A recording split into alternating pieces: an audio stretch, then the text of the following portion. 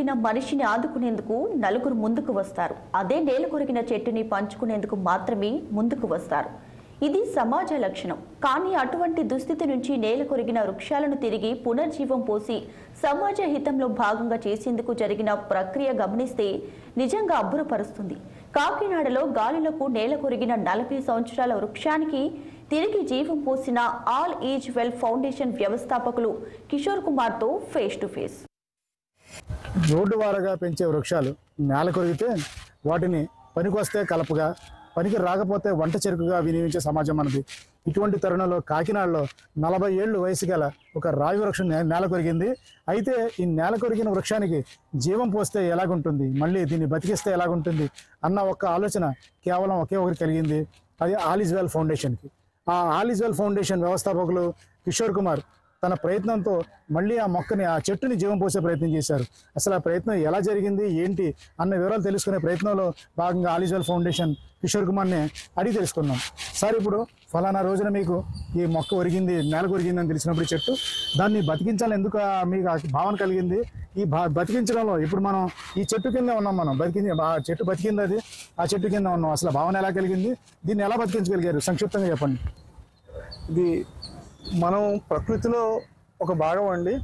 మన చుట్టూ ఉండే చెట్టు చేమ ప్రతి మొక్క అన్నీ కూడా ఎన్నో జీవజాలాలు కూడా బ్రతుకుతూ ఉన్నాయి. అలాగే మనకి ఈ రావి చెట్టు 13వ తారీఖు ఉదయం 10:30 ఆ టైంలోని కూలిపోయింది.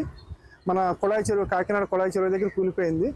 దీన్ని మాకు మా all is well member homeo Srinivas గారు ఒకరు మాకు ఇన్ఫర్మేషన్ ఇవ్వడం జరిగింది. ఇలా చెట్టు పడిపోయింది ఇక్కడ, దీన్ని ట్రాఫిక్ కోసం అని చెప్పేసి మొక్కల కింద నరుకుతున్నారు, మేము వెంటనే దీన్ని రక్షించాలి అని చెప్పేసి ఇన్ఫర్మేషన్ ఇవ్వడం జరిగింది. సో ఇమీడియట్గా నేను కార్పొరేషన్ తోటి మాట్లాడి కమిషనర్ గారితో మాట్లాడాను. అలాగే అదేవిధంగా మన ట్రాఫిక్ వాళ్ళతో కూడా మాట్లాడడం జరిగింది. మాట్లాడి వాళ్ళని రిక్వెస్ట్ చేసి, మీరు దీన్ని మాకు వదిలేస్తే కనుక మేము రక్షించుకుంటాము ఈ చెట్టుని అని చెప్పేసి ఆ చెట్టుని పైన ఉన్న కొమ్మలు ఏవైతే అడ్డుగా ఉన్నాయో అటువంటి కొమ్మల్ని, అలాగే తీసుకెళ్ళడానికి అవసరం ఇబ్బంది పెట్టేవి వాటిలన్నింటినీ ప్రూనింగ్ చేసి, అంటే వాటిలన్నింటినీ కూడా నరికి చక్కగా దాన్ని రెడీ చేసుకున్నాము. 14వ తారీఖు రాత్రి 10 గంటలకి, ఎందుకంటే రాత్రి 10 గంటల దాకా లోపలికి, కాకినాడ సిటీ లోపలికి హెవీ వెహికల్స్ కానీ లేకపోతే ఈ క్రెయిన్స్ కానీ ఇటువంటివి రావడానికి అవకాశం లేదు. కాబట్టి ఒక హైడ్రా, ఒక 40 ఫీట్ ట్రైలర్ రాత్రి 10 గంటలకి 14వ తారీఖు రాత్రి తీసుకొచ్చి రాత్రి 10 గంటలకి దానికి అంతటికి కూడా యాంటీ ఫంగల్ ట్రీట్మెంటు, అలాగే వేర్లవి కూడా పోసుకోవడానికి దానికి కెమికల్ ట్రీట్మెంట్లు అవన్నీ చేసుకొని అక్కడి నుంచి ఇక్కడ మాకు SPCA కాకినాడ జంతు హింస నివారణ కేంద్రంలోని ఒక ప్లేస్, జంతు హింస నివారణ కేంద్రం షెల్టర్ మేనేజర్ మిస్టర్ రామ్ ఆయన ఇవ్వటం జరిగింది. మా దగ్గర పాతండి చెట్టు, దానివలన మాకు చాలా ఉపయోగాలు ఉన్నాయని చెప్పి అడగటం జరిగింది. ఆ చెట్టుని అక్కడి నుంచి రాత్రి 10 గంటలకు తీసుకొచ్చి అక్కడ నుండి జాగ్రత్తగా ఆల్రెడీ ఇక్కడ JCB తోటి మనం ఒక గొయ్యి తవ్వేసి రెడీగా ఉంచుకోవడం జరిగింది. ఇక్కడ JCBని కూడా రెడీగా పెట్టాము.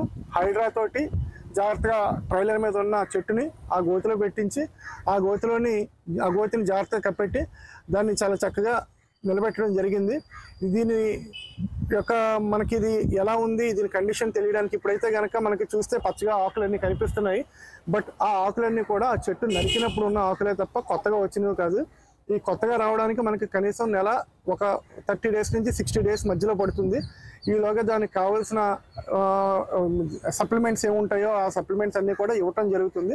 ఈ చెట్టును మాత్రం ఖచ్చితంగా బతికించాలని మేము ప్రయత్నం చేస్తున్నాం. ఎందుకంటే 40 సంవత్సరాలు మళ్ళీ ఇంకో తరం కూడా చూడలేము.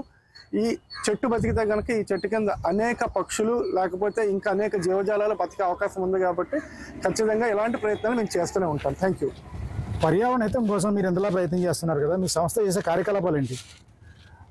ప్రత్యేకించి మేము పర్యావరణంలోని ఎప్పుడు కూడా ఎక్కువ ప్లాంటేషన్ ఒకటి చేస్తూ ఉంటాము.